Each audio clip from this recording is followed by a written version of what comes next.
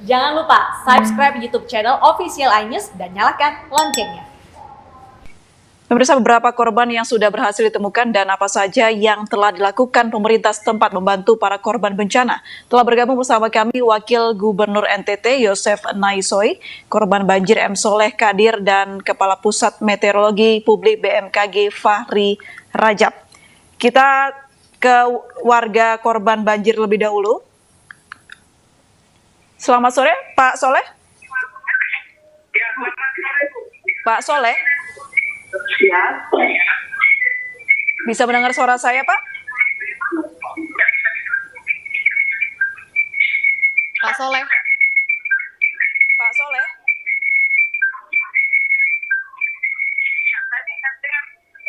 Baik, kita beralih ke Pak Fahri Rajab terlebih dahulu. Selamat sore, Pak Fahri. Ya, selamat sore. Baik, Pak Fahri, dengan adanya fenomena badai siklon ini, sebenarnya seperti apa sih, Pak? Boleh dijelaskan, Pak?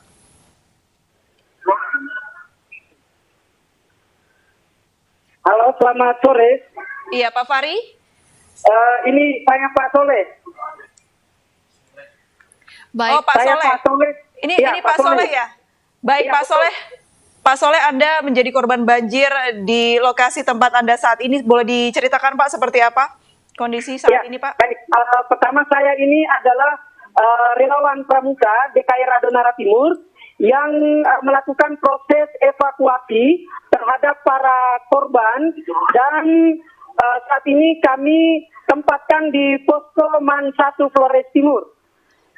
Sampai dengan saat ini, untuk posko 1 MAN 1 Flores Timur itu jumlah pengungsi sudah berkisar 156 orang. Namun ada 4 posko lainnya yang jumlah secara keseluruhannya ada 525 orang.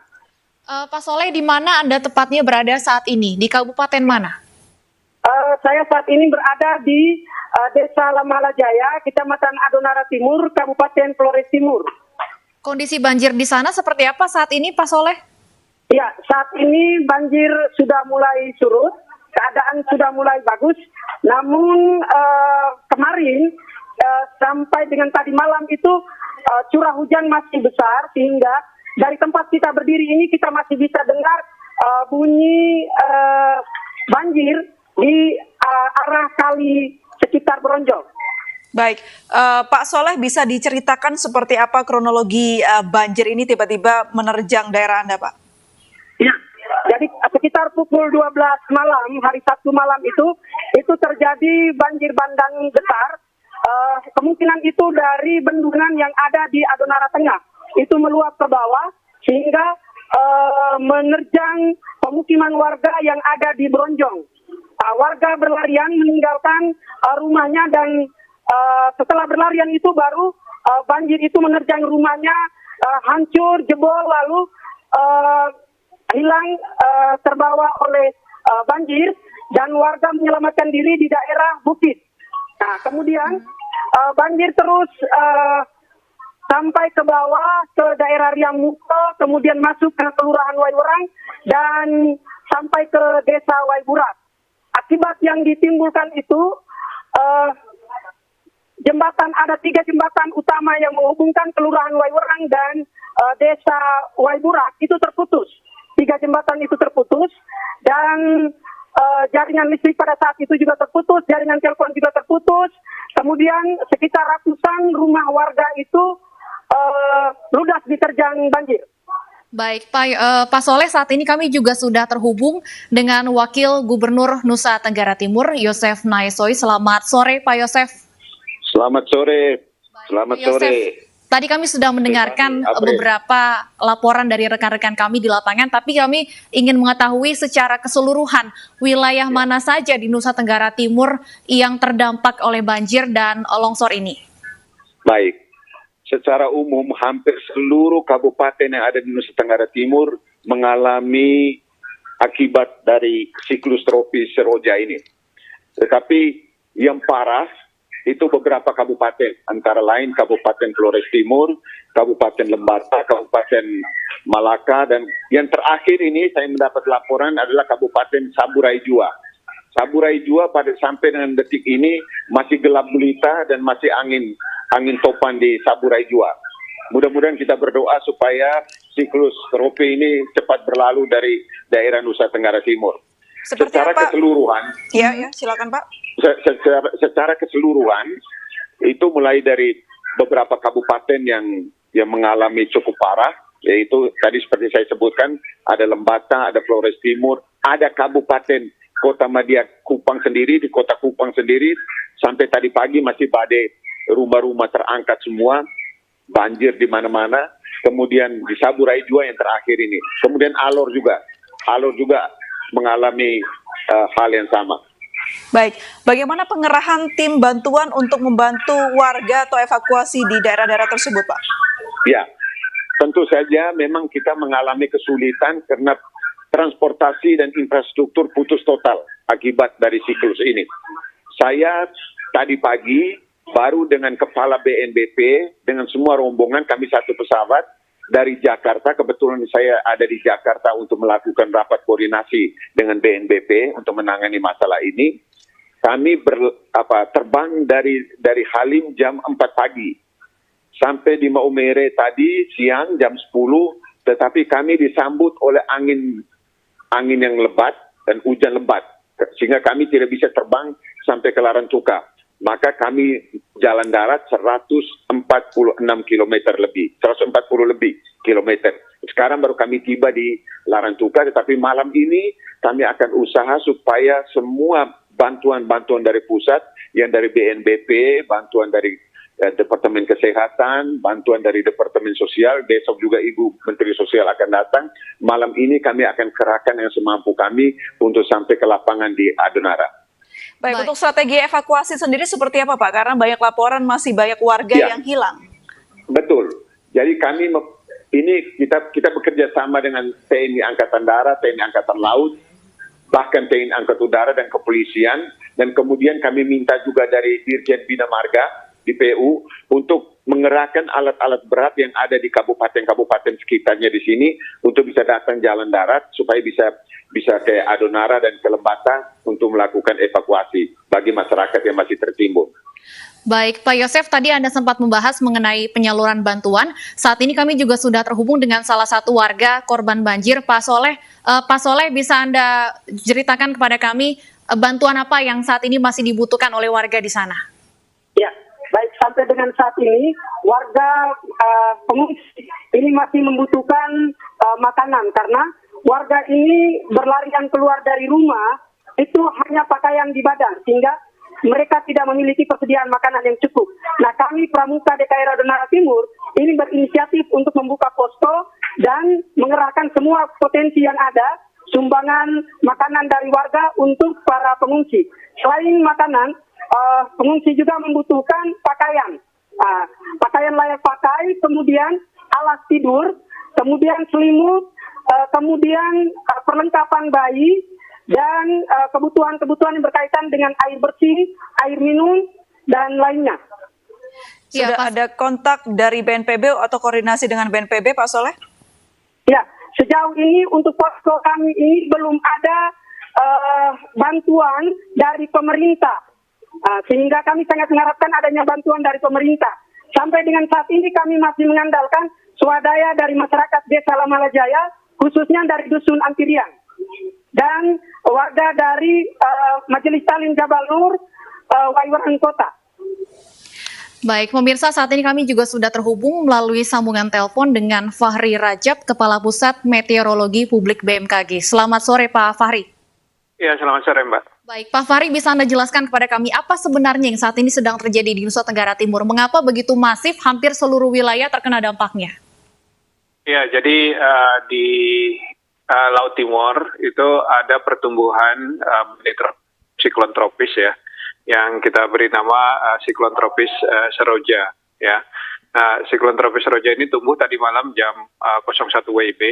Namun sebelum tumbuh menjadi siklon itu kan bibit ya. Ketika masih bibit pun dia sudah memberi dampak hujan dengan intensitas lebat bahkan sangat lebat di wilayah NTT. Jadi fenomena siklon tropis inilah yang diawali dengan bibit siklon tropis itu yang menyebabkan terjadinya hujan lebat di wilayah NTT. Akan Baik. berlangsung berapa lama Pak badai ini? Ya, saat ini posisi badai tropis atau siklon tropis Roja itu masih berada di sekitar Laut Sawu ya. Tadi siang kita mendeteksi posisinya sekitar 25 km sebelah selatan Pulau Sabu. Nah, kita perkirakan besok dia semakin menjauh dari wilayah NTT. Besok siang sekitar 300 km di sebelah barat daya Sabu. Nah, semakin jauh posisi dari siklon ini, maka dampaknya akan semakin berkurang. Baik, Pak, Jadi mungkin- kami harap, Ya. ya gimana? Baik Pak, mungkin bisa diberikan informasi Pak mengenai bagaimana cara tim untuk bisa mendistribusikan bantuan, mengingat cuaca di sana tidak menentu. Apakah ada jam-jam tertentu di mana curah hujan mungkin atau badai ini agak mereda? Ya, kalau distribusi hujannya relatif merata ya seharian. Namun kita melihat mulai besok cenderung ada potensi untuk berkurang intensitasnya, termasuk kecepatan angin juga. Ya. Baik, Berkurang pagi atau mulai malamnya tidak mempengaruhi ya Pak ya? Relatif sama ya. Kalau hujannya ya bisa sepanjang hari. Akan ada curah hujan tinggi tidak Pak setelah ini? Kalau dari analisis kami, kecenderungannya aja menurun intensitas hujan. Baik, Pak Fahri, tadi kami dengarkan dari beberapa rekan kami di lapangan memang masih turun hujan di beberapa wilayah di Nusa Tenggara Timur. Bisa diprediksi Pak sampai kapan kira-kira cuaca ekstrem ini akan berlangsung? Ya, hujan dengan intensitas sedang hingga lebat sampai 3 hari ke depan masih ada ya di wilayah NTT. Namun kecenderungannya intensitasnya semakin menurun. Tapi untuk hari ini dan besok kita masih perlu waspada. Baik, jadi masih perlu diwaspadai hingga 3 hari ke depan ya Pak ya? Iya. Baik, terima kasih Pak Fahri Rajab, Kepala Pusat Meteorologi Publik BMKG sudah bergabung bersama kami di Ainus Sore.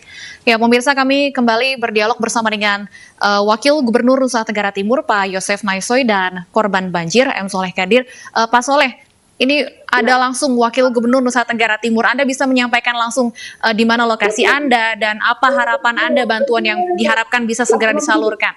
Silakan Pak Soleh. Ya, ya. Mohon maaf, ini penerangannya mati ini. Tolong. Ya. Baik, Bapak Wakil Bupati, Wakil Gubernur Nusa Tenggara Timur. Ya, Soleh. Ya, Bapak, ini korban di sini sudah sangat banyak dan sampai pada hari ketiga hitungan saya dari hari Sabtu, Minggu kemudian Senin hari ini, kami belum mendapatkan sentuhan bantuan langsung dari pemerintah. Tadi masih dari dompet Duafa juga ada, kemudian dari ada partai politik dari PAN, sementara yang lainnya swadaya masyarakat. Terus terang kami sangat kesulitan untuk makan malam ini, kami juga masih kesulitan. Baik, silakan Pak Wagub. Ya, demikian. Baik, silakan Pak Wagub, ada tanggapan? Iya, Pak Soleh, besok pagi kita akan ketemu di situ. Mudah-mudahan malam ini seluruh bantuan, malam ini kami akan usaha, mudah-mudahan ombaknya tidak terlalu besar, sehingga tim kita bisa menyeberang ke Adonara dan membawa bantuan itu. Jadi ini sudah ada bantuan cukup banyak di sini di Larantuka. Ada beras 9 ton, yang 7 ton dari provinsi, kemudian makanan-makanan siap saji dari pusat, tadi kami bawa dengan pesawat, kemudian pakaian bayi, selimut, alat dapur kami bawa juga. Jadi besok pagi saya juga akan datang ke situ bersama dengan Kepala BNPB. Besok pagi-pagi kita sudah ketemu di situ, Soleh. Oke, Saya akan siap. datang Terima besok kasih. pagi-pagi. Terima kasih, Ya. Bapak Wakil Gubernur. Iya, Pak Soleh. Besok pagi kita ketemu di situ di Adonara. Kalau malam ini Ya. ombaknya kecil, pasti kami akan nyebrang. Tapi karena ombaknya ini sangat besar, jadi kami tidak bisa ambil resiko untuk malam ini. Jadi besok Ya. pagi kita ketemu, Soleh. Pak Yusuf. Siap, Pak Baik. Bagus. Baik. Pak, apa informasi terkini yang Anda peroleh dari BNPB dan juga BNPT Pak terkait bagaimana strategi darurat untuk membantu masyarakat? Ya, strateginya kita menguat